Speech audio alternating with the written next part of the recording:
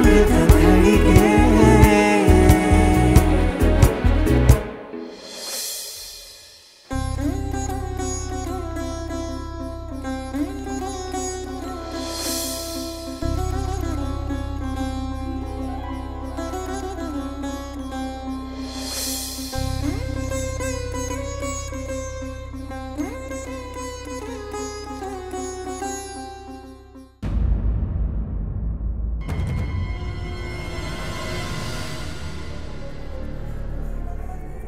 ಅಮೃತ, ಹೇಗೋ ಪೂಜೆ ಮಾಡ್ತಿದ್ಯಾ, ಹಾಗೆ ಹೊಸಲಿಗೂ ಪೂಜೆ ಮಾಡಿ ಆರತಿ ಮಾಡಮ್ಮ. ನಂಗೆ ಸ್ವಲ್ಪ ಅಡುಗೆ ಮನೇಲಿ ಕೆಲಸ ಇದೆ. ಸರಿ ಚಿಕ್ಕಮ್ಮ.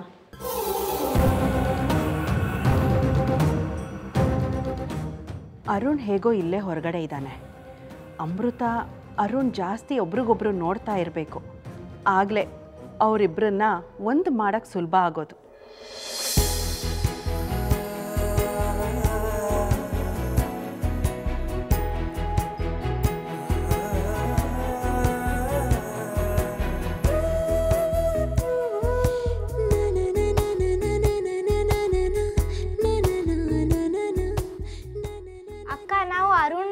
ಮಾರ್ನಿಂಗ್ ಹೋಗಿ ಕರ್ಕೊಂಡು ಹೋಗಿದ್ವಿ. ಹೌದಾ? ಹೇಗನ್ನಿಸ್ತು ನಮ್ಮೂರು? ನಿಮ್ಮೂರು ತುಂಬ ಚೆನ್ನಾಗಿದೆ. ಪ್ರಶಾಂತವಾದ ವಾತಾವರಣ, ಹಕ್ಕಿಗಳ ಕಲರವ. ಬೆಂಗಳೂರಲ್ಲಿ ಬೆಳಗ್ಗೆ ಎದ್ದು ಈ ಹಕ್ಕಿ ಕಲರವ ಕೇಳೋದಕ್ಕೆ ಸಾಧ್ಯನೇ ಇಲ್ಲ. ಬೆಂಗಳೂರಲ್ಲಿ ಗಾಡಿಗಳ ಆರನ್ ಶಬ್ದ ಮಾತ್ರ ಕೇಳಿಸೋದಲ್ವಾ? ಹೌದು, ಬೆಳಗ್ಗೆ ಎದ್ದು ಆಚೆ ಹೋದರೆ ಸಾಕು, ಬರೀ ವೆಹಿಕಲ್ ಸೌಂಡ್ ಮಾತ್ರ ಕೇಳೋದು. ಆದರೆ ನಮ್ಮೂರಲ್ಲಿ ಬೆಳಗ್ಗೆ ಎದ್ದು ಹೊರಗಡೆ ಹೋದರೆ ಹೊಲ ಗದ್ದೆಗೆ ಹೋಗೋ ಎತ್ತಿನ ಗಾಡಿಗಳ ಶಬ್ದ, ಮತ್ತು ಎತ್ತುಗಳ ಕೊರಳಿ ಕಟ್ಟಿರೋ ಗಂಟೆನಾದ, ಅವುಗಳ ಅಂಬ ಅನ್ನೋ ಸ್ವರ, ಅದನ್ನು ಕೇಳೋದಕ್ಕೆ ಖುಷಿ ಆಗುತ್ತೆ. ಮತ್ತು ರೈತರು ಅದೇನೋ ಉದ್ದೊಂದು ಕಂಬದ ಥರ ಹೆಗ್ಲ ಮೇಲೆ ಇಟ್ಕೊಂಡಿರ್ತಾರಲ್ಲ, ಸಾಕ್ಷಿ ಏನದು? ಅದು ಅಕ್ಕ, ಹೊಲದಲ್ಲಿ ಗೆರೆ ಎಳಿತಾರಲ್ಲ, ಅದೇನು? ನೇಗಿಲು. ಅದು ಗೊತ್ತಿಲ್ವಾ ನಿನಗೆ? ನೇಗಿಲು ಹಿಡಿದು ಭೂಮಿಯ ಉಳುವ ರೈತನ ನೋಡೋಣ ಅಂತ ಒಂದು ಪದ್ಯನೇ ಇದೆ. ನಿನಗೆ ಮುಂದಿನ ವರ್ಷ ಹೇಳ್ಕೊಡ್ತಾರೆ. ಹೌದೌದು, ನೇಗಿಲು. ಈ ಊರಲ್ಲಿ ಎಲ್ಲರೂ ಬೆಳಗ್ಗೆ ಬೆಳಗ್ಗೆ ಎಷ್ಟು ಆಕ್ಟಿವ್ ಆಗಿರ್ತಾರಲ್ಲ. ಕೆಲವರಂತೂ ಗದ್ದೆ ಕೆಲಸ ಶುರು ಮಾಡೇ ಬಿಟ್ಟಿದ್ರು. ಹೌದು, ಇಲ್ಲೆಲ್ಲ ಹಾಗೇನೆ. ಸೂರ್ಯ ಹುಟ್ಟೋಕ್ ಮುಂಚೆನೆ ಎಲ್ಲ ಕೆಲಸನೂ ಶುರು ಮಾಡ್ಕೊಂಡು ಬಿಡ್ತಾರೆ. ಇಲ್ಲ, ಬಿಸಿಲು ಏರ್ತಾ ಇರ್ತಾ ಮನುಷ್ಯರಿಗೆ ಮಾತ್ರ ಅಲ್ಲ, ಎತ್ತುಗಳಿಗೂ ಆಯಾಸ ಆಗುತ್ತೆ ಅಲ್ವಾ, ಅದಕ್ಕೆ. ಹೌದಲ್ವಾ? ನಾವಾದರೆ ಮನುಷ್ಯರು, ನಾವು ಬಾಯ್ಬಿಟ್ಟು ಹೇಳ್ತೀವಿ. ಆದರೆ ಪಾಪ ಆ ಮೂಕ ಪ್ರಾಣಿಗಳು ಅವಾಗ ಬಾಯ್ಬಿಟ್ಟು ಹೇಳೋದಕ್ಕೂ ಆಗಲ್ಲ.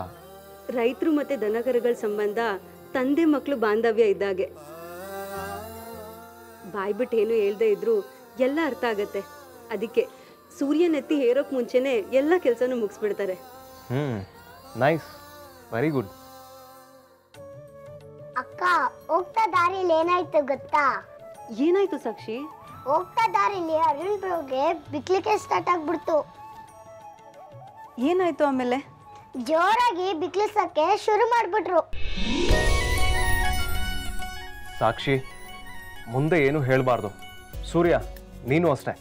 ಪಾಪ ಜಯಲಕ್ಷ್ಮಿ ಮೇಡಮು ನಿಮ್ಮನ್ನ ನೆನಪಿಸ್ಕೋತಾ ಇದ್ರು ಅನ್ಸತ್ತೆ. ಅಕ್ಕ, ಆಮೇಲೆ ಏನಾಯ್ತು ಗೊತ್ತಾ? ಏನಾಯ್ತು ಆಮೇಲೆ? ಈ ಬ್ರೋಗೆ ಬಿಕ್ಕಳಿಗೆ ಫುಲ್ಲು ಜೋರಾಗೋಯ್ತು. ರಸ್ತೆಯಲ್ಲಿದ್ದವರೆಲ್ಲ ಇವ್ರನ್ನೇ ನೋಡ್ತಾ ಇದ್ರು. ಆಮೇಲೆ ಜಮ್ಮನಕ್ಕ ಬಾವಿಲಿ ನೀರ್ ಸೇರ್ತಾ ಇದ್ರು. ನಾನು ಅವ್ರ ಹತ್ರ ನೀರ್ ಕೇಳೋಣ ಅಂದ್ರೆ ಬ್ರೋ ಬೇಡ ಬೇಡ ಅಂತ ನಾಚ್ಕೋತಾ ಇದ್ರು. ಹಲೋ ಚೋಟು ಮೇಡಮ್, ನಾಚಿಕೆ ಗಿಚ್ಕೆ ಏನಿಲ್ಲ. ಅದು ಬಾವಿ ನೀರು ಯಾವತ್ತೂ ಕುಡ್ದಿರ್ಲಿಲ್ವಲ್ಲ, ಅದಕ್ಕೆ. ಆಮೇಲೆ ನಾವೇ ಜಮ್ಮುನಕ್ಕನ ಹತ್ರ ಹೋಗ್ಬಿಟ್ಟು ನೀರ್ ಕೇಳಿದ್ವಿ. ಈ ಬ್ರೋಗೆ ಬಿನ್ಗೆಲ್ ನೀರ್ ಹಾಕಿದ್ರು ಕುಡಿಯಕ್ಕೆ ಬರಲ್ಲ. ಬ್ರೋಗೆ ನೀರ್ ಕುಡಿಯಕ್ ಬಂದ್ರೆ ಅಭಿಷೇಕನೇ ಮಾಡ್ಕೊಬಿಟ್ರು.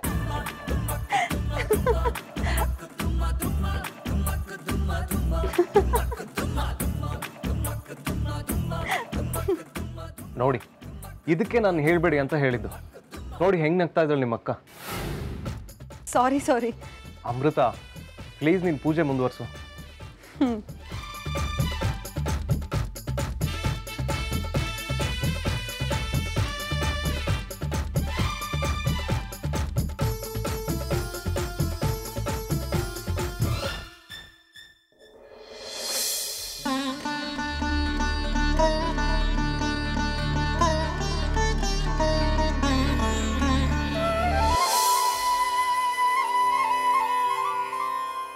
ಅರುಣ್ ಸರ್, ಆರತಿ ತಗೊಳ್ಳಿ.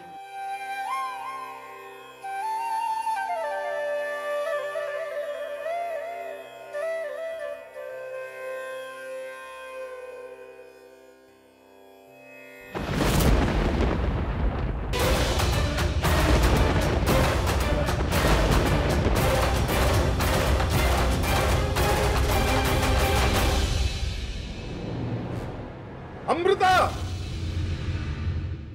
ನಡಿ ಒಳಿಕೆ.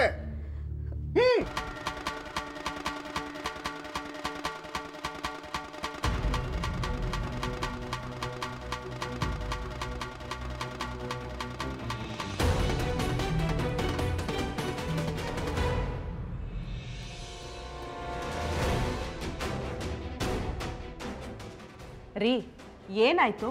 ಯಾಕೆ ಅವಳ ಮೇಲೆ ರೇಗ್ತಾ ಇದ್ದೀರಾ? ನೀವೆಲ್ಲ ಸೇರಿ ನನ್ನ ಮಾನ ಮರ್ಯಾದೆ ತೆಗಿಬೇಕು ಅಂತಿದ್ದೀರಾ? ನನ್ನ ಮಾತಿಗೆ ನಿಮ್ಮ ಮನೇಲಿ ಬೆಲೆನೇ ಅಲ್ವಾ? ಏನಾಯ್ತು ಅಮೃತ? ಯಾಕೆ ನಿಮ್ಮ ಅಪ್ಪಂಗೆ BP ರೈಸ್ ಆಗಿದೆ? ಅಮೃತ ಯಾಕೆ ಹೊಸಲು ಪೂಜೆ ಮಾಡಕ್ ಹೋಗ್ಬೇಕಿತ್ತು? ಇದೊಳ್ಳೆ ಚೆನ್ನಾಗಾಯ್ತಲ್ಲ. ನಾನೇ ಅಮೃತಂಗೆ ಹೇಳಿದ್ದು ಹೊಸಲು ಪೂಜೆ ಮಾಡು ಅಂತ. ಅಲ್ಲ ರೀ, ಮನೆ ಹೆಣ್ಮಕ್ಳು ಪೂಜೆ ಮಾಡೋದ್ ತಪ್ಪ? ಯಾಕೆ ಹೀಗಾಡ್ತಾ ಇದ್ದೀರಾ? ಪೂಜೆ ಮಾಡಿ ತಲೆ ಬಗ್ಗಿಸ್ಕೊಂಡು ಒಳಗಡೆ ಬರ್ಬೇಕಿತ್ತು ಇವಳು. ಅದ್ ಬಿಟ್ಟು ಜಗಲಿ ಬಂದಿರೋನ್ಗೆ ಯಾಕೆ ಕೊಡ್ಬೇಕಿತ್ತು ಇವಳು? ದೇವ್ರ ಪ್ರಸಾದ ಎಲ್ರಿಗೂ ಸಿಗ್ಬೇಕು ಅಂತ ನೀವೇ ಅಲ್ವಾ ಅಪ್ಪ ಹೇಳ್ತಾ ಇದ್ದಿದ್ದು. ಒಂದ್ ವೇಳೆ ಊಟ ತಿಂಡಿ ವಿಚಾರದಲ್ಲಿ ಭೇದ ಭಾವ ಮಾಡಿದ್ರು ದೇವ್ರ ಪ್ರಸಾದದ ವಿಚಾರದಲ್ಲಿ ಭೇದ ಭಾವ ಮಾಡಕ್ಕಾಗತ್ತಾ ಅಪ್ಪ? ಪೂಜೆ ಮಾಡಿದ್ಮೇಲೆ ಅಕ್ಕಪಕ್ಕ ಇರೋರ್ಗೆ ಆರತಿ ಕೊಡೋದು ತಪ್ಪ ಅಪ್ಪ? ತಪ್ಪು ಒಪ್ಪಿನ ಪ್ರಶ್ನೆ ಅಲ್ಲ ಅಮೃತ, ಇದು ನನ್ನ ಮಾನ ಮರ್ಯಾದೆ ಪ್ರಶ್ನೆ, ನನ್ನ ಘನತೆ ಪ್ರಶ್ನೆ. ನಮ್ಮ ಮನೆಯಿಂದ ಒಂದು ಹನಿ ನೀರು ಕೊಡಬಾರ್ದು ಅಂತಿದ್ರೆ ಅವನಿಗೆ ನೀನು ನಮ್ಮ ಮನೆಯಿಂದ ಆರತಿ ಕೊಡೋದ? ನನಗೆ ಮಾಡಿದ ಅವಮಾನ ಅಲ್ವಾ ಇದು? ದಯವಿಟ್ಟು ನನ್ನ ಕ್ಷಮಿಸ್ಬಿಡಿ ಅಪ್ಪ. ಏಯ್, ನೀನೇನ್ ಮಾಡಿದ್ಯಾ ಅಂತ ಇವ್ರ ಹತ್ರ ಕ್ಷಮೆ ಕೇಳ್ತಿದ್ಯಾ? ಅಲ್ಲ ರೀ, ಆ ಹುಡುಗಂಗೆ ಆರತಿ ಪ್ರಸಾದ ಕೊಟ್ಟಿದ್ದು ತಪ್ಪಾಯ್ತಾ? ಧರ್ಮ ಕರ್ಮ ಗೊತ್ತಿರೋರು ನೀವು. ಪೂಜೆ ಆದ್ಮೇಲೆ ಪ್ರಸಾದ ಆರತಿ ಕೊಡ್ಲಿಲ್ಲ ಅಂದ್ರೆ ಮನೆ ಮಂದಿ ಎಲ್ಲ ನಾವು ನರಕಕ್ಕೆ ಹೋಗ್ಬೇಕಾಗತ್ತೆ. ನರಕ? ಜಗಲಿ ಮೇಲೆ ಕೂತಿರೋ ನೋಡೋದೇ ಒಂದು ದೊಡ್ಡ ನರಕ. ಇದಕ್ಕಿಂತ ನರಕ ಬೇಕಾ ನನಗೆ?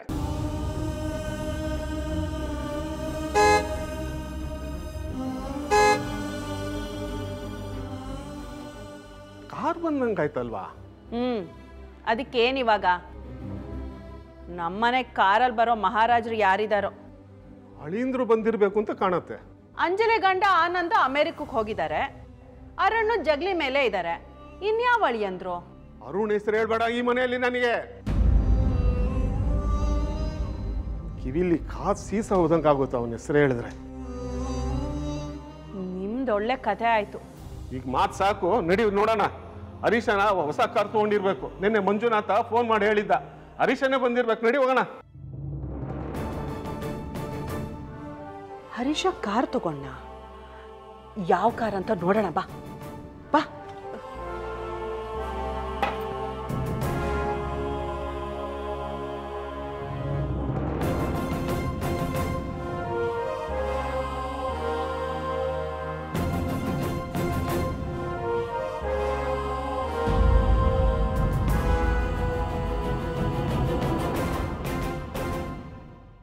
ಮಗ, ಹೇಗಿದ್ಯಾ ಪ್ರೀತಮ್?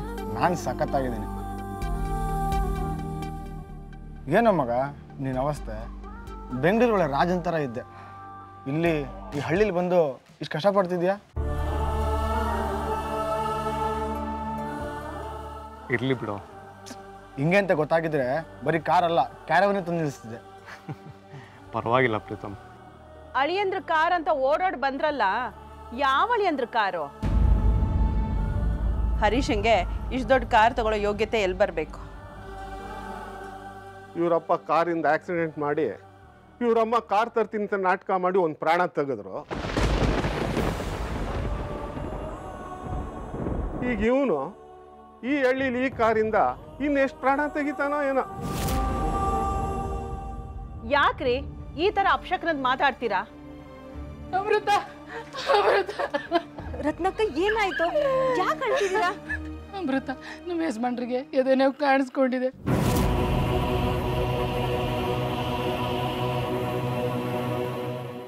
ಮಾಡ್ಬೇಕಂತಾನೆ ಗೊತ್ತಾಗ್ತಿಲ್ಲ. ಹಾಗಿದ್ರೆ ಇಮ್ಮಿಡಿಯೇಟಾಗಿ ಹಾಸ್ಪಿಟ್ಲಿಗೆ ಕರ್ಕೊಂಡು ಹೋಗಬೇಕು. ಅದನ್ನ ಬಿಟ್ಟು ಈಗ ಅಳ್ತಾ ಕೂತ್ರೆ ಹೇಗೆ? ಯಾವ ಆಸ್ಪತ್ರೆ ಇದೆಪ್ಪ ಇಲ್ಲಿ? ಇಲ್ಲಿ ಡಾಕ್ಟ್ರೇ ಇಲ್ಲ. ಇನ್ನು ಅವ್ರನ್ನ ಸಿಟಿ ಹಾಸ್ಪಿಟಲ್ಗೆ ಹೇಗೆ ಕರ್ಕೊಂಡು ಹೋಗೋಕ್ಕಾಗತ್ತೆ? ನಾನೊಬ್ಳು ಹೆಂಗಸು, ನನಗೆ ಯಾರೂ ದಿಕ್ಕು ಇಲ್ಲ. ನಾನೇನು ಮಾಡಲಿ?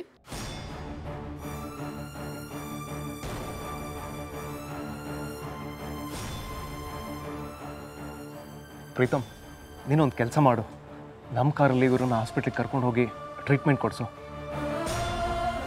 ನೋಡಿ, ನಿಮ್ಮ ಗಂಡನ ಕರ್ಕೊಂಡು ನಮ್ಮ ಕಾರಲ್ಲಿ ಹೋಗಿ. ದುಡ್ಡಿನ ಬಗ್ಗೆ ತಲೆ ಕೆಡಿಸ್ಕೋಬೇಡಿ, ಹೊರಡಿ.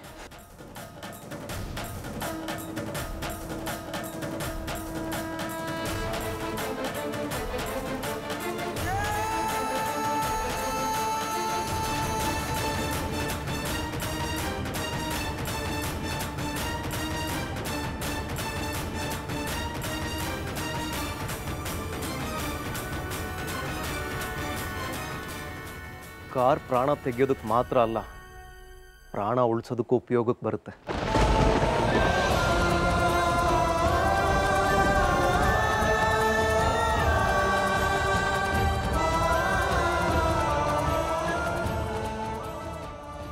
ಆಂಟಿ, ನಾನು ಇವತ್ತು ಬೆಳಗ್ಗೆ ದೊಡ್ಡ ಗೌರ್ಮೆಂಟ್ ಹಾಸ್ಪಿಟ್ಲ್ ನೋಡಿದ್ನಲ್ಲ,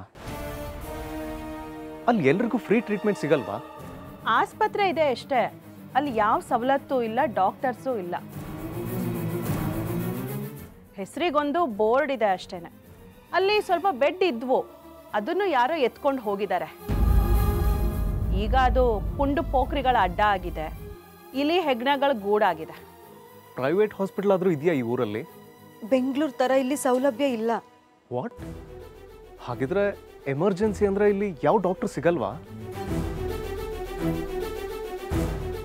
ಅಲ್ಲ, ಇಂಥ ಊರಲ್ಲಿ ಯಾವ ಧೈರ್ಯದ ಮೇಲೆ ಜೀವನ ಮಾಡ್ತಾ ಇದ್ದೀರಾ? ಏನಾದರೂ ಮೆಡಿಕಲ್ ಎಮರ್ಜೆನ್ಸಿ ಬಂದರೆ? ನಮ್ಮೂರಲ್ಲಿ ಎಷ್ಟೋ ಜನರು ಪ್ರಾಣ ಹೋಗಿರೋದು ಇದೇ ಕಾರಣಕ್ಕೆ ಸರ್.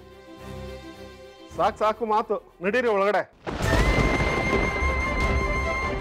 ಇವನೇನು ಪಂಚಾಯತಿ ಮುಖಂಡನ ಆಸ್ಪತ್ರೆ ವ್ಯವಸ್ಥೆ ಸರಿ ಮಾಡಕ್ಕೆ? ಕೋಣೂನ್ ಮುಂದೆ ಕಿಂದ್ರಿ ಬಾರಿಸ್ದಂಗೆ ಇವನು ಮುಂದೆ ಹೇಳಿದ್ರೆ ಏನು ಪ್ರಯೋಜನ? ನಡೀರಿ.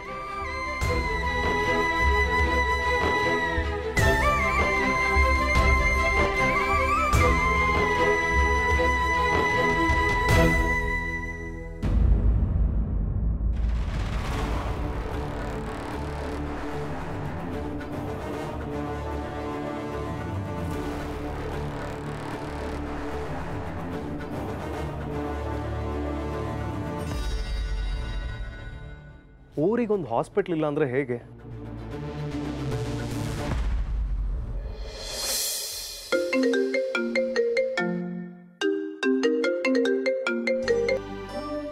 ಹಲೋ ಅರುಣ್. ಅಮ್ಮ, ಈ ಊರಲ್ಲಿ ಜೀವಕ್ಕೆ ಬೆಲೆನೇ ಇಲ್ಲ ಅಮ್ಮ. ಏನೋ ಹಾಗಂದ್ರೆ? I am really surprised. ಈ ಊರಲ್ಲಿ ಒಂದೇ ಒಂದು ಹಾಸ್ಪಿಟ್ಲ್ ಕೂಡ ಇಲ್ಲ. ಆಸ್ಪತ್ರೆನಾ? ನೀನು ಹುಷಾರಾಗಿದ್ಯಾ ತಾನೆ? ಅಮೃತ ಮನೇಲಿ ಏನಾದರೂ? ಅಮ್ಮ, ನಾನು ಚೆನ್ನಾಗಿದ್ದೀನಿ, ಮನೇಲಿ ಎಲ್ಲರೂ ಚೆನ್ನಾಗಿದ್ದಾರೆ. ಆದರೆ ಈಗ ತಾನೇ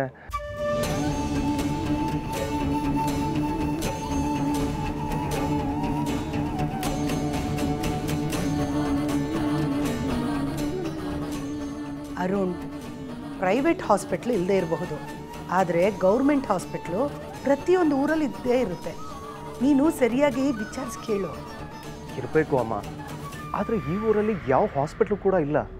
ಛೇ, ಈ ರಾಜಕಾರಣಿಗಳು ಮಾಡೋ ಕೆಲಸನೇ ಹೀಗೆ ನೋಡು.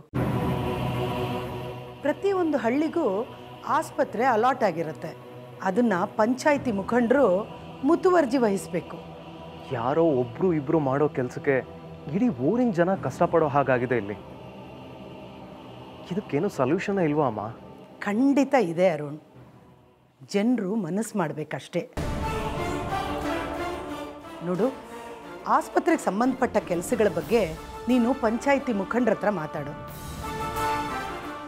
ಆಮೇಲೆ ಹೆಲ್ತ್ ಮಿನಿಸ್ಟರ್ ಹತ್ರ ಮಾತಾಡಬಹುದು. ನಿನ್ನಿಂದ ಈ ಕೆಲಸ ಆಗಿಬಿಟ್ರೆ ನನಗೂ ನೆಮ್ಮದಿ ಸಿಗತ್ತೆ.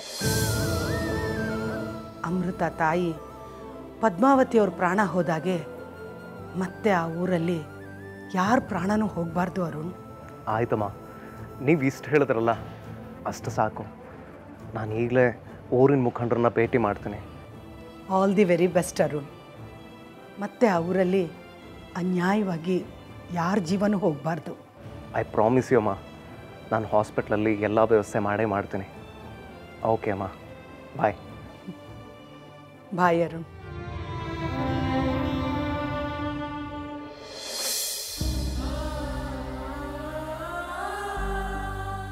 ಹಾಯ್ ಸೂರ್ಯ, ಸಾಕ್ಷಿ, ಬನ್ನಿ.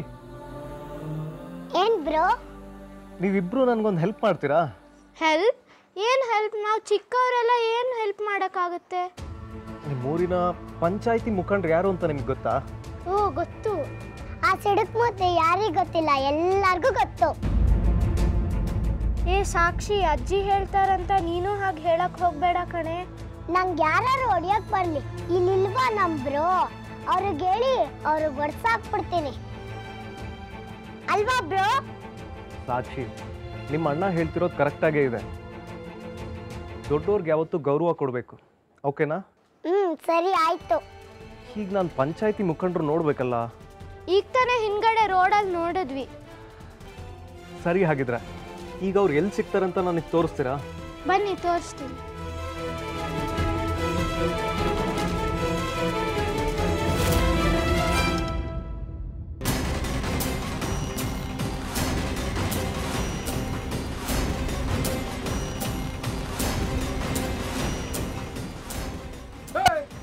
ಯಾವಲ್ಲ ನೀನು ನನ್ನ ಗಾಡಿ ಗಡ್ಡ ಬರೋದಕ್ಕೆ? ತಾವು ಈ ಊರಿನ ಪಂಚಾಯಿತಿ ಮುಖಂಡರು. ನಮ್ಮ ಹೆಸರು ಭುಜಂಗಯ್ಯ ಅಂತ ಕೇಳ್ಪಟ್ಟೆ, ಹೌದಾ? ಹೌದು, ನಾನೇ ಭುಜಂಗಯ್ಯ, ಈ ಊರಿನ ಚೇರ್ಮನ್. ಏನಿವಾಗ? ಹಾಯ್ ಮಿಸ್ಟರ್ ಭುಜಂಗಯ್ಯ ಅವರೇ, ತಾವು ಸತತವಾಗಿ 10 ಸರ್ತಿ ಈ ಊರಿಗೆ ಪಂಚಾಯಿತಿ ಮುಖಂಡರಾಗ ಆಯ್ಕೆ ಆಗಿದ್ರ. ಸತತವಾಗಿ 10 ಬಾರಿ ಆಯ್ಕೆ ಆಗಿದ್ರ ಅಂದರೆ ಜನ ನಿಮ್ಮ ಮೇಲಿಟ್ಟಿರೋ ಪ್ರೀತಿಯಿಂದ ಇಲ್ಲ ಭಯದಿಂದ. ಈಗ ಅದು ಬಿಡಿ, ಈಗ ನಿಮ್ಮೂರಿನ ವಿಚಾರನೇ ಮಾತಾಡೋಣ. ನಿಮ್ಮೂರಲ್ಲಿ ಹೆಸರಿಗೆ ಮಾತ್ರ ಆಸ್ಪತ್ರೆ ಇದೆ, ಆದರೆ ಅದರಲ್ಲಿ ಯಾವ ಸವಲತ್ತು ಇಲ್ಲ. ನಮ್ಮೂರಿನ ಆಸ್ಪತ್ರೆ ಬಗ್ಗೆ ವಿಚಾರಿಸಕ್ಕೆ ನೀನ್ ಯಾವ ದೊಣ್ಣೆನಾಕ? ನೀನೇನ್ ಪತ್ರಿಕೆಯಲ್ಲಿ ಬರೆಯೇನ ಅಥವಾ ಸರ್ಕಾರದ ಪ್ರತಿನಿಧಿನ? ಅವೆರಡೂ ಅಲ್ಲ, ನಾನು ಈ ದೇಶದ ಸ್ವತಂತ್ರ ಪ್ರಜೆ. ಓ, ಯಾವನೋ ದಾರಿಲಿ ಹೋಗೋನು ಅದಕ್ಕೆ ಇಷ್ಟುದ್ದ ಕತೆ ಹೊಡಿತಾ ಇದೀಯಾ? ನಿನ್ ಬಟ್ಟೆ ಬರೆ ನೋಡಿದ್ರೆ ನಮ್ಮ ಹಳ್ಳಿಯನ್ನ ಕಾಣಕ್ಕಿಲ್ಲ. ಅಂದಾಗೆ ನೀನು ಯಾರ ಮನೆಯವನು? ನೀನು ನಾನು ಯಾರು, ನನ್ನ ಕುಲ, ಗೋತ್ರ, ರಾಶಿ, ನಕ್ಷತ್ರ ಇದ್ಯಾವುದು ಕಟ್ಕೊಂಡು ನಿಮ್ಗೇನು ಆಗಬೇಕಾಗಿಲ್ಲ. ನಾನು ಯಾರಾದ್ರೆ ನಿಮ್ಗೇನು?